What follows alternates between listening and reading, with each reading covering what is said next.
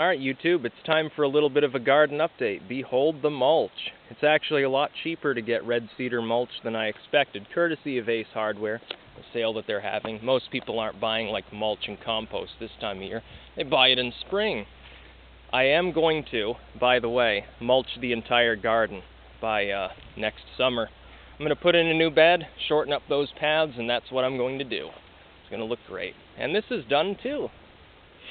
A nice path I filled in. I got 25 bags of mulch so far, and I got this whole area done, other than the very end there. That'll need a couple bags on its own. Nice step there, nice little step there, sort of jerry-rigged in. This actually is here to sort of prevent erosion, so I can't really move it. It's also gigantic. I think it goes about 2 feet into the ground, believe it or not. But yeah, that path is done over there. You can hear the construction work, so I apologize for that. 3 of these paths are done, and then, 3/4 of the other path. But what I'm going to do, I think, is I'm going to use that extra brick there, that stack, and I'm going to build a bed here like I had planned, because I'm not going to end up having to mow, because it's all going to be mulch. There's not going to be any grass between the actual beds. Number one, I can make the pads a little bit thinner, a couple inches thinner. That gives me a huge amount of extra room. Everything here is already dug, so not a problem. That's number one. Number two, much lower maintenance, no worries about most weeds invading the garden. And number three, gives extra biomass. All that crap, when it begins to degrade, can just be shoveled into the beds as it begins to turn back into soil when you're adding new mulch over time, potentially. And I don't have to mow it, which means that I don't need to worry about making sure the paths are wide enough for the lawnmower. Of course, with here, that's how I designed it. I can potentially make the paths a little bit thinner. I need just enough room to be able to kneel in it and reach over into the middle of the bed. So the beds can be, each a couple inches wider, like half a brick's width. And thankfully, I use old bricks so I can do that. You can see, those are full bricks. That's like a half a brick. It actually makes it easier when you're using older brick. I'm going to need to double bag it on that side for about 10 feet, between roughly there and here, because there's a depression there. That's why I had to double brick it over there as well.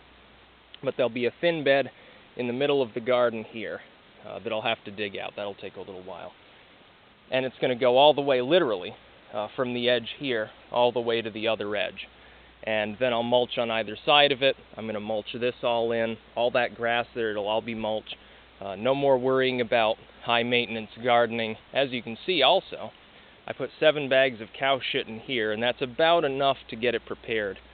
Honestly, for winter, that'll begin to degrade, crack apart, make the soil darker and more nutrient-rich, and then I won't have to add that much to it come spring. A couple bags, and that'll be basically all. Permanent improvement of the soil structure, basically. This one doesn't need as much. That one, it was just bare dirt. Nothing had ever been added to it. This one is about half as fertile as that already, because it's already got a bunch of compost in it.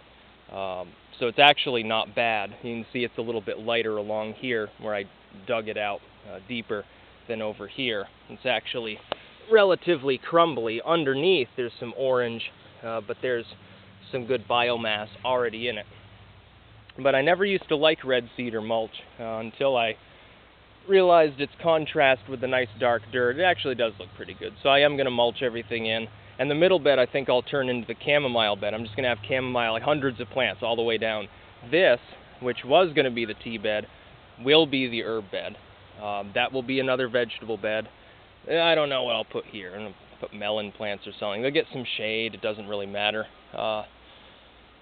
Or maybe I'll put vegetables in this one. They can get the morning sun, and that one will be the herb bed. It doesn't really matter. But it's a lot cheaper to mulch than I thought. It's going to look pretty good. I won't have to worry about mowing along the fence, because I can extend the mulch out maybe 3 or 4 inches beyond it or something, and that'll keep weeds from growing up around it. Maybe put a few bricks and rocks here and there in the mulch to help keep it down more. But it's going to be looking good. So yeah, garden update, and we still haven't had a frost, despite the fact that we're rapidly exhausting the first week of October.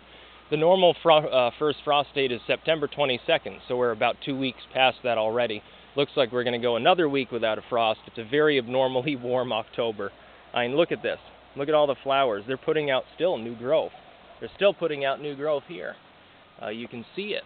So, looks like we won't have a frost for quite a while. The plants certainly don't think it's coming. The peach tree hasn't even turned yellow yet. Usually by now it's half bare.